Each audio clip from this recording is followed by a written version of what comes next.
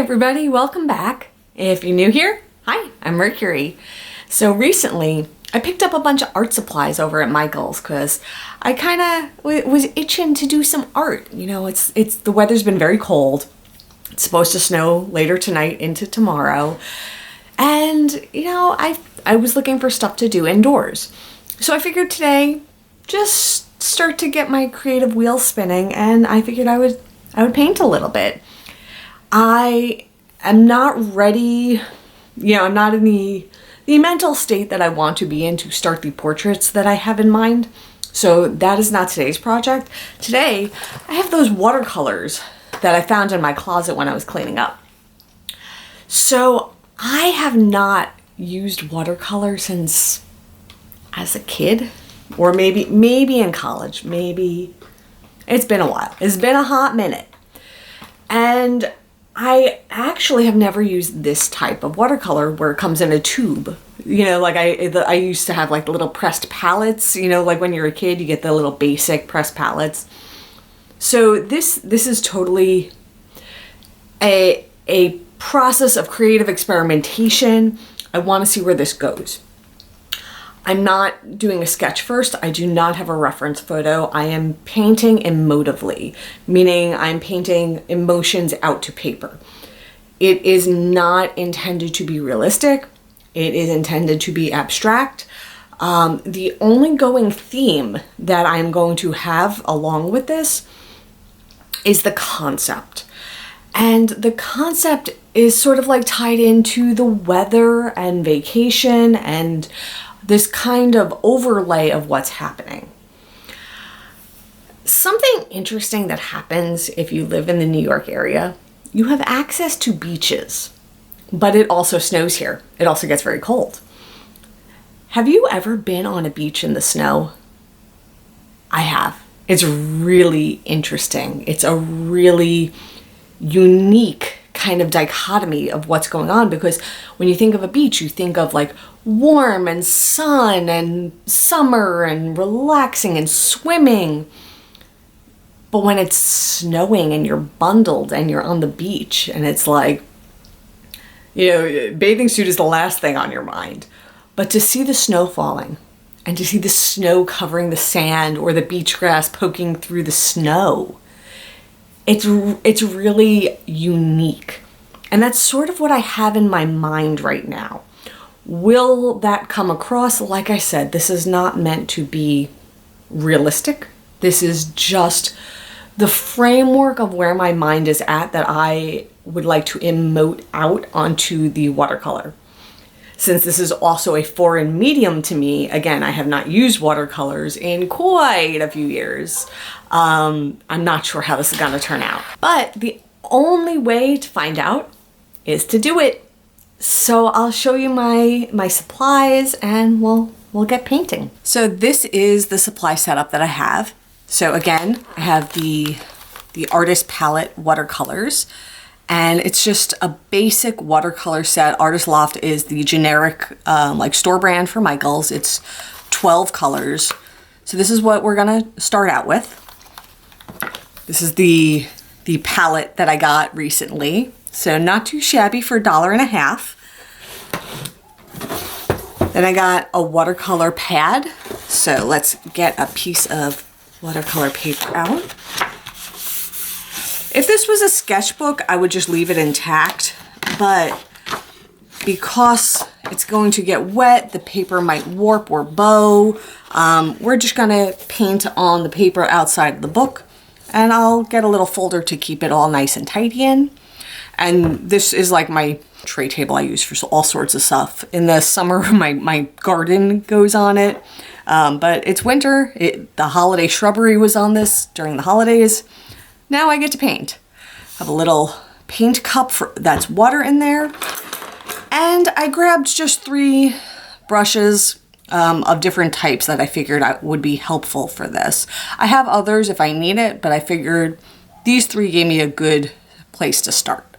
So put those in the water and let's get painting. So that's my supplies. I'm getting all set up. I'm thinking I'm gonna do sort of like blues, purples in this, because with the painting in white in watercolor, I don't think is as vibrant, right? Like it's a very translucent kind of medium, meaning you see through it. So if I want to paint snow, I have to be thoughtful about like, can I put white on top, right? Like it's translucent, whatever's behind is going to show, but the blues still give that cool color, blues from the ocean. So let's see what I come up with, because I'm not sure where I'm going to go with this. Let us emote and out onto here, onto the paper. Let's emote to the paper. Let's do it. Yeah, let's do it. So I've decided I'm gonna work in a landscape orientation.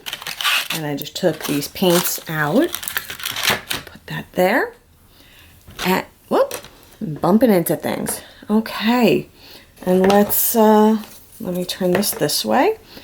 And let's set up some colors. So I already said I'm gonna need some blue.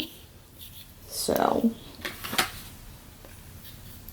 I'm gonna put a little bit of this blue into one of these little circles like that. And because I haven't worked with this type of paint before, I'm not sure how much I need. So I figure I could always add if I didn't squish out enough. I don't know if I'm going to need whites, but you know, we'll put some whites out. So squish a little white here. Whoop. Okay. And a little black we'll put over here. So I'm just basically setting up my palette for myself. Definitely need some purple, and I have a violet right here. So we'll put this over here by the blue. I'm trying to put these in the palette in an order that sort of makes sense for what my brain is doing. I'm just trying to make it user-friendly for my brain. Okay, and maybe some orange in case we need like a color pop. This is actually called vermilion is the color. So it looks sort of like a reddish orange because there's no outright red and there's no outright orange. But this looks like it's right in between. And maybe this is called yellow ochre, but it kind of has like a mustard kind of color to it. So we'll put some of that there. Okay, so this is my starting palette. I just did a little tiny squish of each color because again, this is like a big experiment for me. And let me see, where's my square brush? Here we go. I'm going to use this brush. And we're going to start laying down colors. We're going to start seeing what we do with this. And here we go.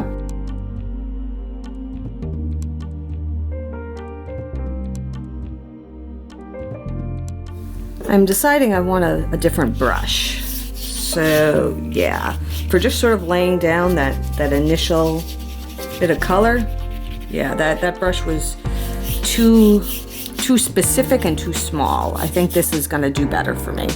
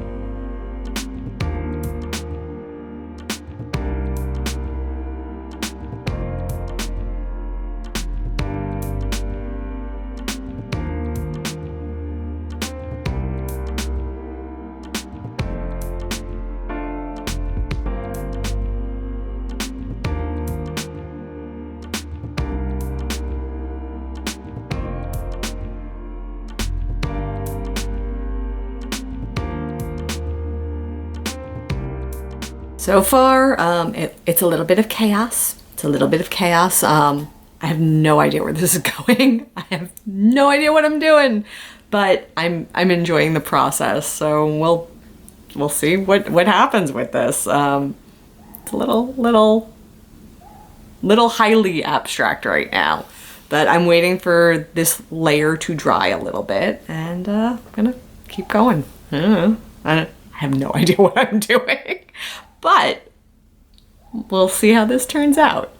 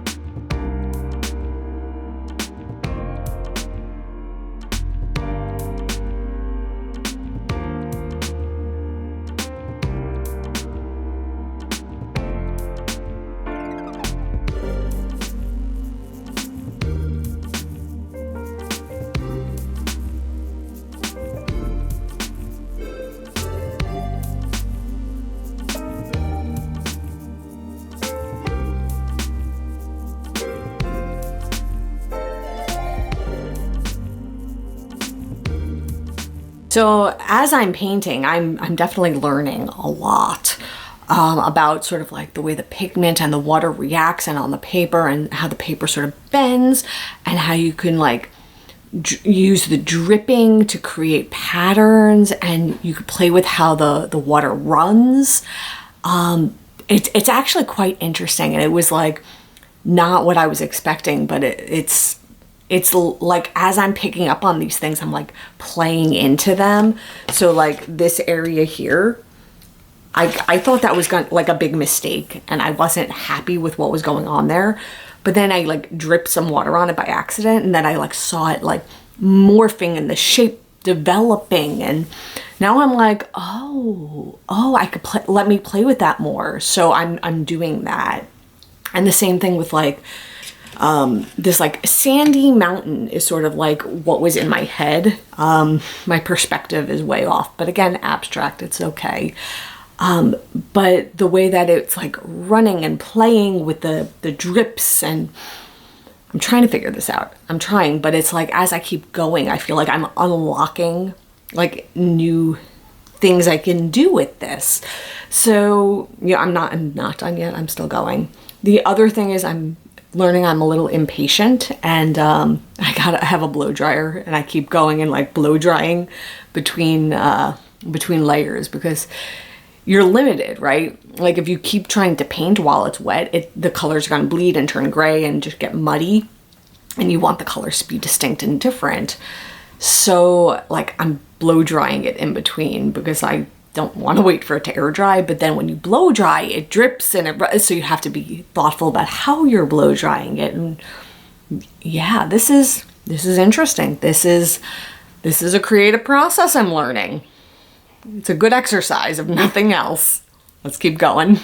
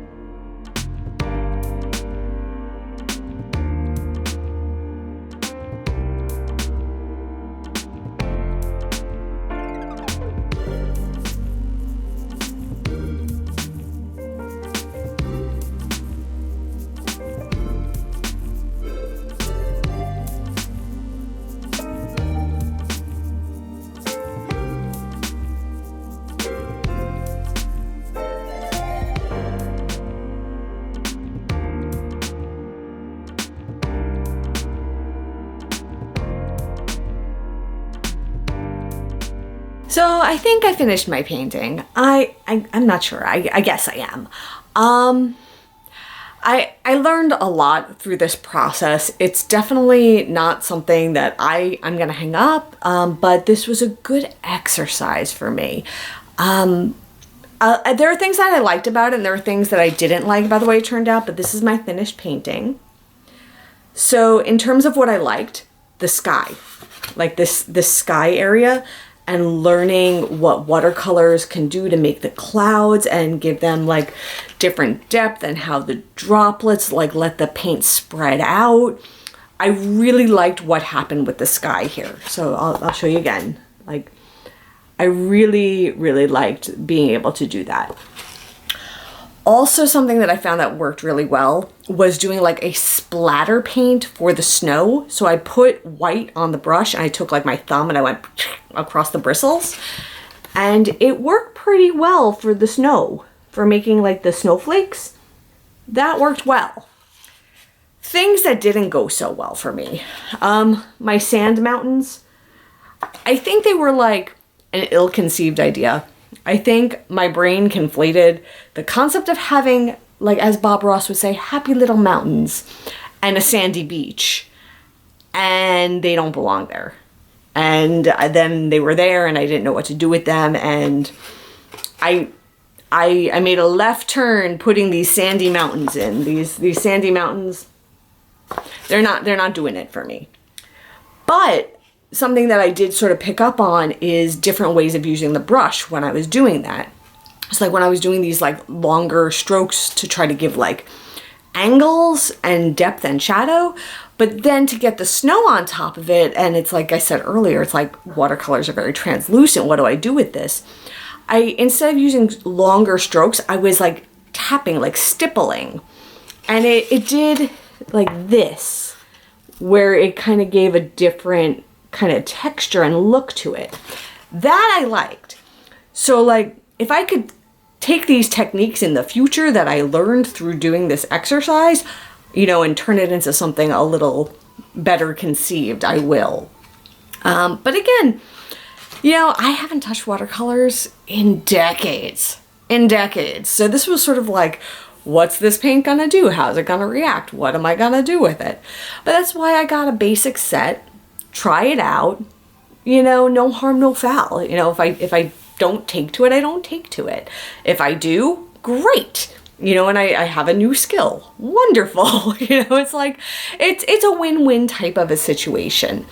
But I'm not bowled over by the outcome of my piece today, but I am bowled over by the techniques that I learned and the experimentation that I did. So I don't feel like it's a waste of time at all. I think it's like the first step in a journey. I have this picture that I love. I came across it on the interwebs years ago. And it's a picture of somebody on a stage juggling plates. And there's an audience in front. And the audience just sees this person out there juggling the plates. And then behind him, like where we can see as this like third-party observer, but like the audience can't see, is littered with broken plates behind him. I love that concept because it really shows like there's so much work into learning a craft and a skill, and the journey that it takes and all the broken plates that it takes to get there when you're trying to juggle plates, right? You know, you drop them, you make errors, and you learn from them until you are successful. And the thing is, a lot of the time, people don't put the journey out there. People hide the journey behind the curtain. I think life is about the journey and the process. I will pull that curtain back and I will show you my journey, even if, you know, it's not my best work, right? But it's the journey. It's that first step, and I'm willing to take it. And I encourage other people out there, if there's like a new skill that, or a new art, or a new, you know, something that you want to learn, you know, as long as you're not hurting yourself or anyone else, give it a try, right? The worst that happens is you don't take to it, and then you try something different. The journey is what counts. So whatever your passion is, keep at it. And until next time, stay inspired by everyone. Take care.